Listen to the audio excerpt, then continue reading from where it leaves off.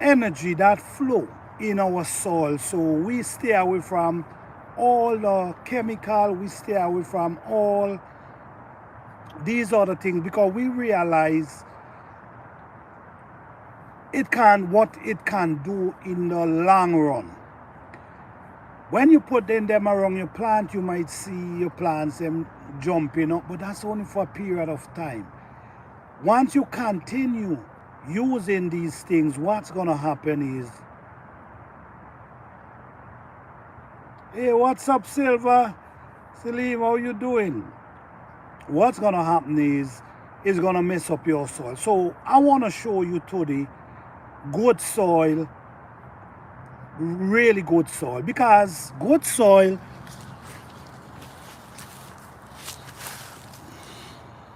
this is basically good soil, guys. This is good soil.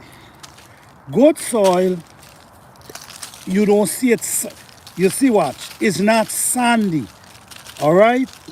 It's not sandy. It's not sandy, and it could naturally hold itself together. Good soil could hold itself together. Really bad soil, that's lack of nutrients, that lack of mineral, you're not gonna able to see it hold itself like that. What it's gonna do is gonna show you a more sandy. You're gonna see a more sandy soil. That when you do so, it basically turn in sand in your hand. All right, so now we're gonna talk a little about soil today. Now, if you have bad soil, if you have really, really bad soil, and how you could know you have bad soil? You could know you have bad soil by the way your plants them grow, the way your plants them produce. These are ways you could detect your soil need more nutrients, your soil need more minerals inside of it. You could detect that by the way the plants produce, the production of the plant, the way they grow, the way they produce. That can tell you your soil. That could give you an idea of the measurement of how bad the soil is. No, there's many ways to recover, to rejuvenate, to bring back that soil, but it's not going to take overnight. So if you see you have really, really sandy soil, you can recover it. You could bring it back to life. But sometimes you got to go back to the old way, the old natural way. You got to go back to that. Why you got to go back to that? Because if you continue using these things, what's going to happen, it's going to cause it to continue. Drain the soil, drain the soil, drain the soil till it's like you basically have sand. No nutrients, no mineral. No, there's a lot of things that invite earthworms into your garden and a lot of beneficial, we're gonna say bacteria, whatever we're gonna wanna call them.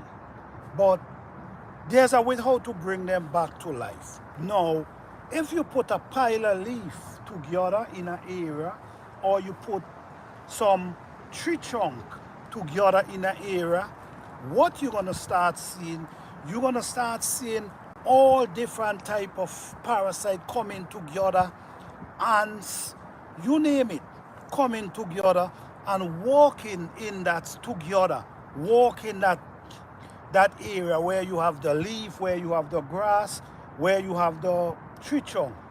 You're gonna actually see there's parasite there, there's earthworm, there's whatever the name is. I don't know their name.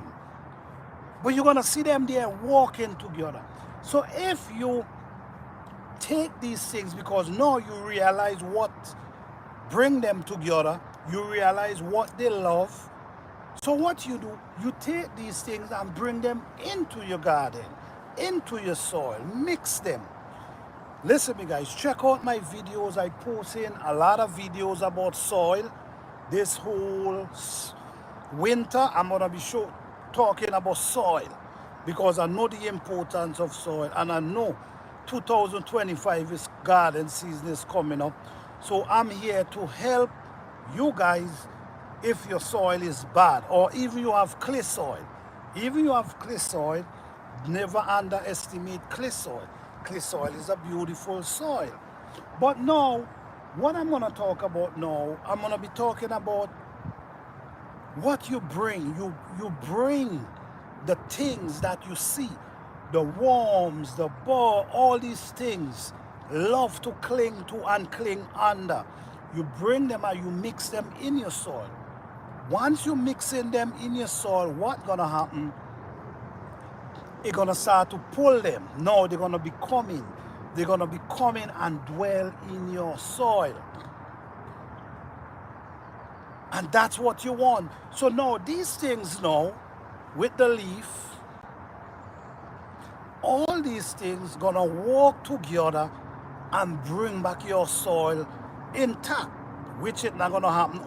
You see this house in Florida? Well, let me